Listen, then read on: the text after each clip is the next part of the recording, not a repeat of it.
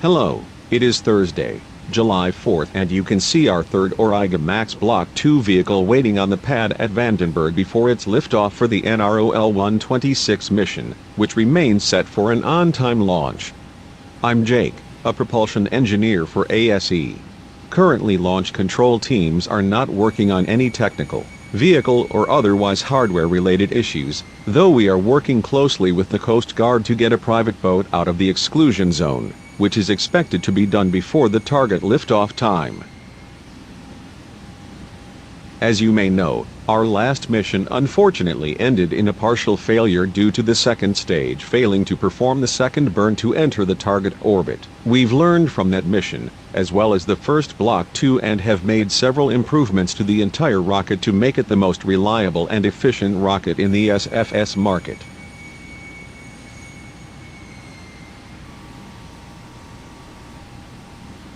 More about today's flight, Mission 32.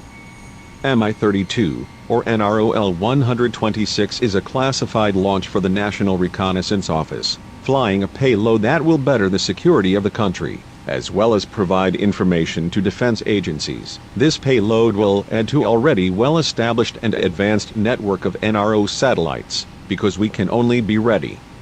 Due to the classified nature of the payload, we will not show any views of the second stage heading to orbit. Instead, we will show probably the most exciting aspect of this flight, the return to first stage landing and recovery. So, in place of second stage video, you will get to see the entire return process of the booster. We aim to land this first stage, B1003-0, at landing zone 2 located just south of the launch pad. If the landing is successful, we will begin to process it and see if it's in good enough condition to refly on a future mission.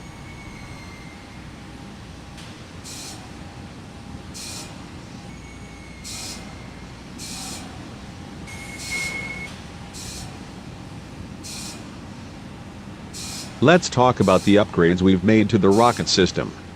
First off, we've updated the first stage engines, the AX2, to increase each engine's thrust from 380 tons to 405 tons. By doing this, we've also upped the payload the vehicle can carry, from 26 tons reusable to 38 tons reusable, and from 40 tons expendable to 52 tons. The more obvious changes to the vehicle, we've added a gray band to the second stage, which, unlike some other providers, will be present on all Block 2.1 launches.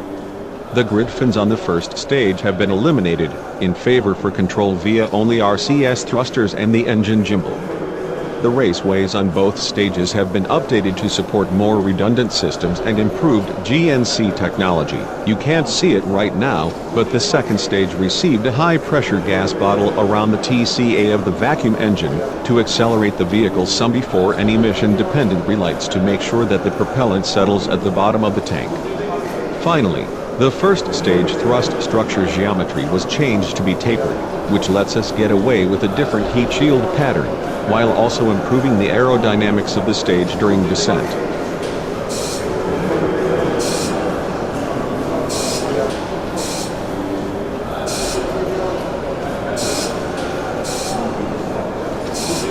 We're starting to enter the terminal countdown. The next major event you'll see occur will be the strongback, the tall black structure next to the rocket.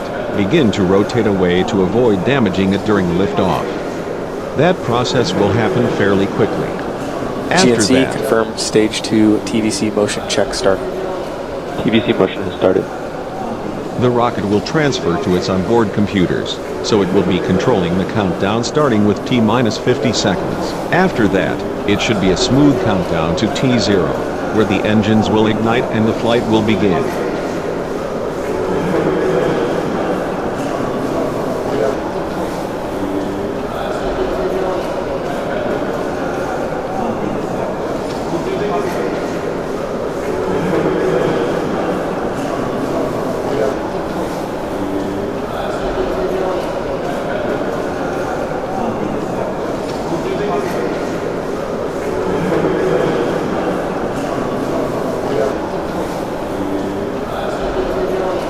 Now at T-minus 1 minute, I'll see you on the other side. Vehicles in auto idle. Vehicles, startup.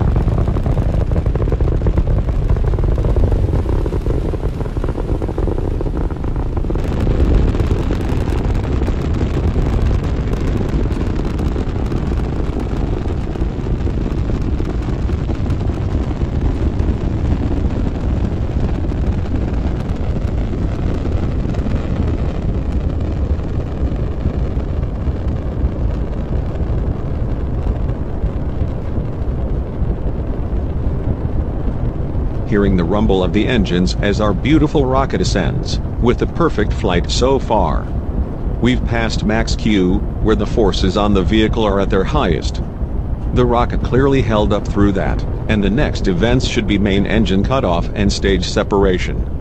Reminder that you will only see the second stage ignition, and nothing past that due to the payload being classified.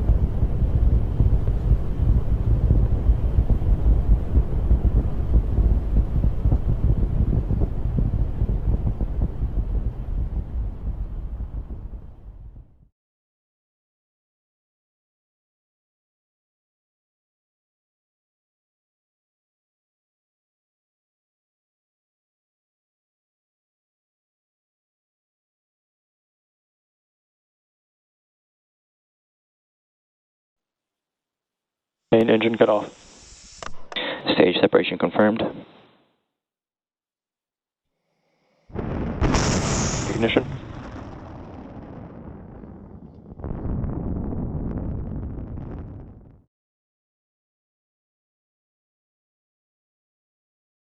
Stage 1 boost back startup.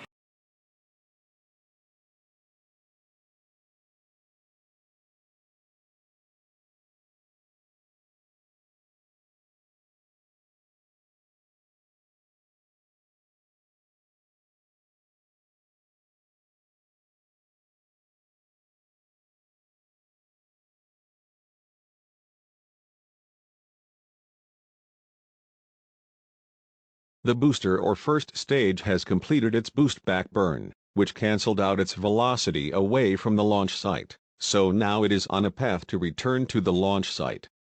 We have 2 more burns in the descent phase. Next up is the short entry burn, which lowers the vehicle's speed, brings it a little closer to the target and prevents it from breaking up due to either aerodynamic forces or the heating of ray entry. After that is the landing burn, the final burn that takes our velocity all the way for a smooth soft touchdown.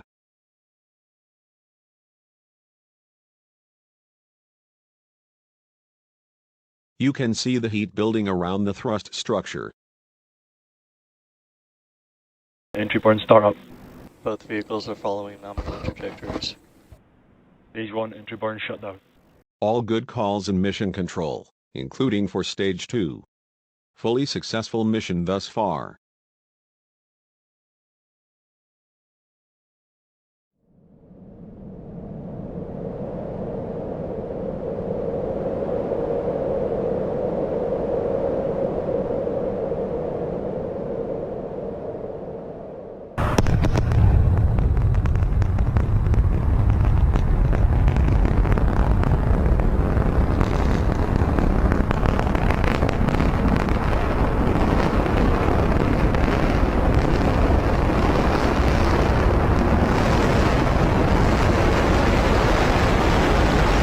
Stage 1 landing leg deployed.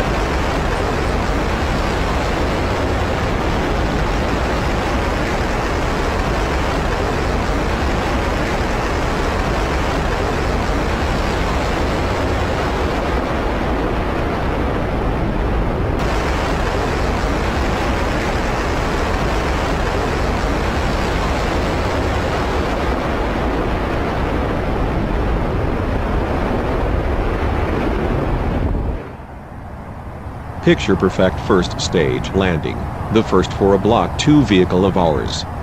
We'll provide a status update on the primary mission on social media later, confirming the successful orbit and deployment of the payload today. Thank you for joining us. Next up is Mission 33.